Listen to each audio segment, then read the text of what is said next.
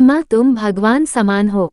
कमल बहुत परेशान था। उसे समझ में नहीं आ रहा था कि वो इस परिस्थिति से कैसे निपटे। वो अपनी माँ को बहुत चाहता था, किंतु उसकी पत्नी और बच्चे उसकी माँ से बहुत दूर भागते थे, क्योंकि उसकी माँ की एक आंख नहीं थी, साथ ही उसकी कमर भी 90 अंश पर झुकी थी। वैसे वह अपना काम सब खुद कर लेती है, किंतु फिर भी वो उसकी पत्नी और बच्चों के लिए हमेशा खटकती है। दादी, आप ऊपर के कमरे में जाओ, मेरे दोस्त आ रहे हैं, कमल के बेटे अमर ने बड़े बेरुखी से कहा। पर बेटा, मैं तो यहाँ बहुत दूर बैठी हूँ, कमल की माँ ने बहुत प्यार से कहा। नहीं, आप उनके सामने मत रहो, वो मुझे चिढ़ाते हैं, अमर ने जोर से डांटते हुए कहा। क्या हुआ अमर, क्यों चिल्ला रहे हो? कमल की पत्नी दामिनी ने किचन से ही आवाज लगाई। देखो ना माँ, ये दादी यहीं ड्राइंग रूम में बैठी हैं और मेरे दोस्त आ रहे हैं, अमर ने शिकायत भरे लहजे में कहा। माँ जी, आप ऊपर चली जाओ, क्यों हम लोगों को लजवाती हो? दामिनी ने बेटे का पक्ष लेते हुए कहा। बेचारी सरिता चुपचाप उठकर जीने के सहारे ऊपर जाने लगी। कमर झुकी होने के कारण उन्हें ऊपर चढ़ने में बहुत परेशानी हो रही थी, किंतु वो पूरी ताकत से ऊपर के एक अकेले कोने वाले कमरे में जाकर बैठ गईं। कमल बाजू के कमरे से सब सुन रहा था। उसे कष्ट हो रहा था कि उसकी माँ को अपमानित होना पड़ रहा है, किंतु वो असहाय था। अगर वो कुछ कहता है तो पत्नी और बच्चे उसका विरोध करने लगते हैं। दूसरे उनके तर्क भी सही लगते हैं। चूंकि वो एक प्रशासनिक अधिकारी था, उसका सामाजिक स्तर बहुत ऊंचा था, उसकी ससुराल भी एक उच्च घराने में थी, अतः वह चुपचाप इस तरह हर दिन अपनी माँ को अपमानित होते देखता रहता था। रात को कमल की पत्नी ने कहा, देखो जी, अब कुछ करो। कल कलेक्टर साहब की पत्नी आई थी। माँ जी अपनी देशी धुन धारा में उनसे मिली। मुझे बहुत शर्म आ रही थी बताते हुए कि ये मेरी सास हैं। मैंने कह दिया कि दूर की रिश्तेदार हैं, इलाज कराने आई हैं। कमल को रोना आ गया, किंतु फिर भी वह चुप रहा। उसे समझ में नहीं आ रहा था कि वो क्या करे। अपने बेटे की मन स्थिति को सरिता अच्छी तरह से जानती थी और बेटे को कोई कष्ट न हो, इसलिए वो हर बात को चुपचाप सह लेती थी। कमल बहुत उदास रहने लगा। एक तरफ परिवार और सामाजिक स्तर पर जीने की प्रतिबद्धता थी, तो दूसरी ओर माँ। आखिर माँ से अपने बेटे की यह हालत नहीं देखी गई।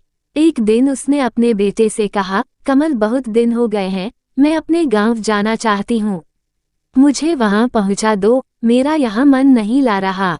किंतु माँ वहां तो कोई नहीं है, तुम्हारी देखभाल कौन करेगा? कमल ने आश्चर्य से पूछा।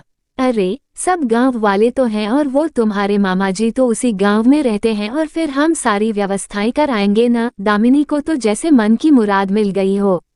हाँ बेटा, बहू सही कह रही है, सरिता ने लंबी सांस लेते हुए कहा। कमल जानता था कि गांव में माँ की देखभाल करने वाला कोई नहीं है, लेकिन अपनी पत्नी की जिद के कारण वह अपनी माँ को गांव छोड़ने पर विवश हो गया। माँ को गांव छोड़कर आते वक्त उसे रोना आ रहा था तथा अपनी बेबसी पर गुस्सा भी आ रहा था, किंतु परिवार, पत्नी और समाज ने उसके इन मनोभावों को दबा दिया और वो सुकून सा महसूस करने लगा। कुछ दिनों के बाद उसके चाचा, जो अमेरिका में रहते थे, आने वाले थे। जब कमल बहुत छोटा था, उसके पिता जीवित थे, तब वो भारत आए थे और उसके बाद वो अब भारत आने वाले थे। पूरा परिवार और आस पड़ोस बहुत उत्साहित था। अमेरिका से कमल के डॉक्टर चाचा आ रहे थे। डॉक्टर राजेश ने जैसे ही घर में कदम रखा, सबने मिलकर बहुत उत्साह से उनका स्वागत किया। क्यों कमल भाभी नहीं दिख रही, कहाँ है? डॉक्टर राजेश ने उत्सुकतापूर्वक पूछा। जी वो गांव में रहती हैं, यहाँ उनका मन नहीं लगा, दामिनी ने सपाट लहजे में उत्तर दिया। डॉक्टर राजेश ने कमल की ओर देखा तो कमल ने अपनी आंखें झुका ली। राजेश सब समझ गए। बोले, कल हम भाभी से मिलने गांव चले गए सब लोग।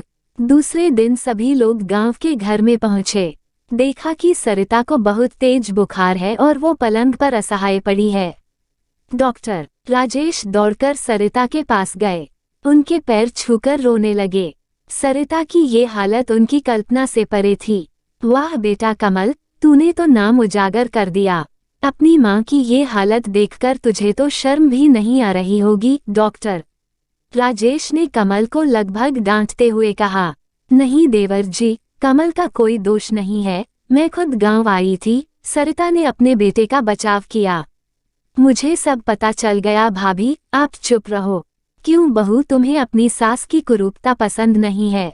समाज में तुम्हें नीचा देखना पड़ता है ना? डॉक्टर राजेश ने दामिनी की ओर व्यंग्य से देखा। दामिनी निरुत्तर होकर कमल को देखने लगी।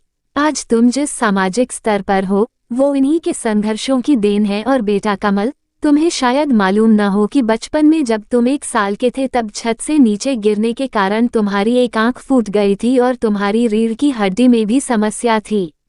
तब तुम्हारी इस कुरूप माँ ने अपनी एक आंख और अपना बोन मेरो तुम्हें देकर इतना सुंदर स्वरूप दिया था। दामिनी बेटा, इतने सालों तक संघर्ष करके बेटे को प्रशासनिक अधिकारी बनाने वाली इस संघर्षशील औरत की तुम लोगों ने ये दशा कर दी।